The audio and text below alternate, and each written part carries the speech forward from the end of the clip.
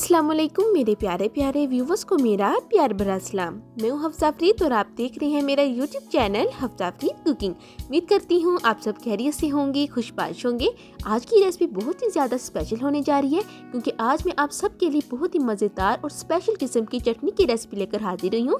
आगे रमज़ान शरीफ भी आ रहा है, आप इस चटनी को बनाकर महफूज भी कर सकते हैं और साथ ही साथ इसके क्या फ़ायदे और नुकसान है ये भी मैं आपको आगे चलकर बताऊँगी। तो चलिए रेसिपी शुरू करते हैं। सबसे पहले बिस्मिल्लाहिर्रहमानिर्रहीम। यहाँ मेरे पास 5 अदद टमाटर हैं जिनको हाफ काट लिया है।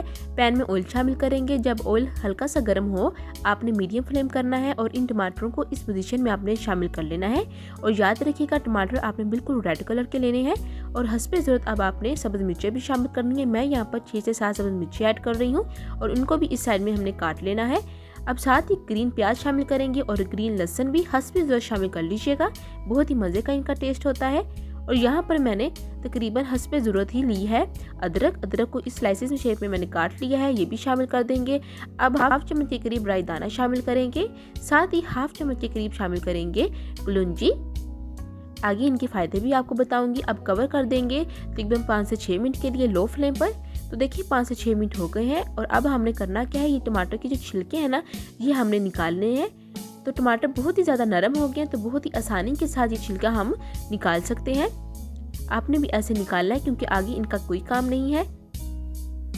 तो बहुत ही सिंपल सी ये रेसिपी, आप इस रेसिपी को ज़रूर ट्राई कीजिएगा। साथ ही इस पॉइंट पर अगर आप मेरे चैनल पर न्यू हैं और अभी तक मेरे चैनल को सब्सक्राइब नहीं किया तो आपसे गुजारिश है कि जल्दी से मेरे चैनल को सब्सक्राइब कर लें। बेल आइकन के बटन को दबाना मत भूलिएगा, आपका बेहद शुक्रिया। अब आपने 2 से 3 मिनट के लिए हाई फ्लेम पर इनको कुक करना है, यानी कि फ्राई करना है। बहुत ही अमेजिंग खुशबू भी आ रही है। तो देखिए 2 से 3 मिनट हो चुके हैं।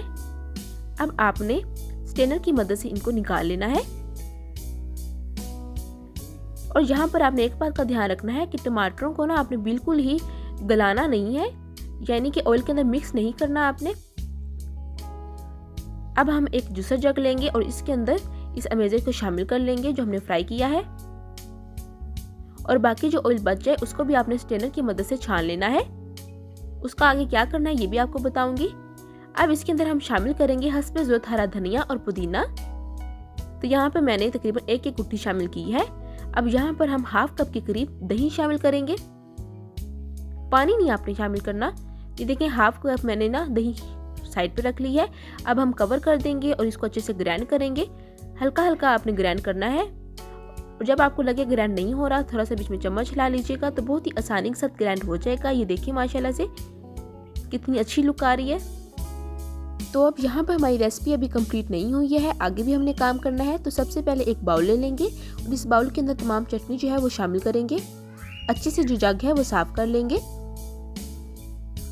अब यहाँ पर मैंने ना जो ऑयल हमारा बचा था उसको अच्छे से छान लिया है और ये जो मसाले हमने राई दाना कलौंजी वगैरह ऐड किया है ना ये वो चीज़ें हैं, ये भी शामिल कर देंगे।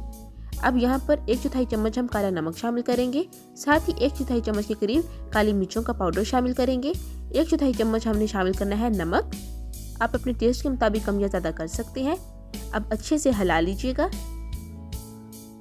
इस पॉइंट पर अगर आप मेरे चैनल पर न्यू हैं और अभी तक मेरे चैनल को सब्सक्राइब नहीं किया तो जल्दी से मेरे चैनल हफ्सा फरीद कुकिंग को सब्सक्राइब कर लें। बेल आइकन के बटन को दबाना मत भूलिएगा, आपका बेहद शुक्रिया। तो देखिए माशाल्लाह से हमारी आज की रेसिपी जो है वो रेडी हो गई है। आप इस रेसिपी को ज़रूर ट्राई कीजिएगा और अपना कमेंट बॉक्स में फीडबैक लाजमी दीजिएगा कि आपको ये रेसिपी कैसी लगी है। बहुत ही अमेजिंग ये रेसिपी है। 100% गारंटी है कि ये रेसिपी आप जब ट्राई करेंगे तो आप तमाम चटनी की रेसिपी भूल जाएंगे। उम्मीद करती हूँ कि आपको मेरी आज की रेसिपी बहुत ही पसंद आई होगी। फिर मिलूंगी एक नई रेसिपी के साथ, तब तक हफ्सा फरीद को दें इजाज़त। अल्लाह हाफिज़।